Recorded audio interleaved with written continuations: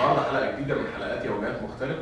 بنصورها مع الاستاذ محمد ناصر. الاستاذ محمد ناصر فلسطيني، هو اردني من اصل فلسطيني، وكنا عايزين نساله على سؤال. هو مغترب برضه في السعوديه، بس كان سؤالنا ليه النهارده ايه اكتر موقف حصل لك موقف طريف مع السودانيين؟ لان باعتبار ان انت دايما بتتعرض لمواقف طريفه دايما بتكون مع السودانيين.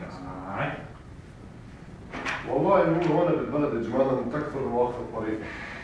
يعني مش بس محصور العمليه السودانيه.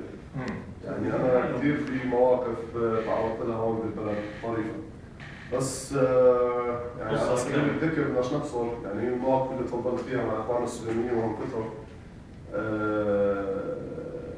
انا طبعا اخذت بيت جديد، انتقلت لبيت جديد في منطقه ثانيه يعني. ف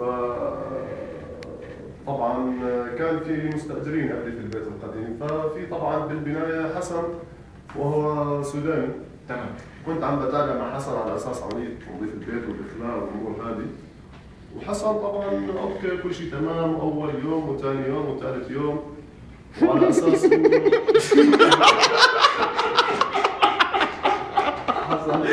طلع لي محمد عمل ايه؟ طلع لي ولا اتحمل.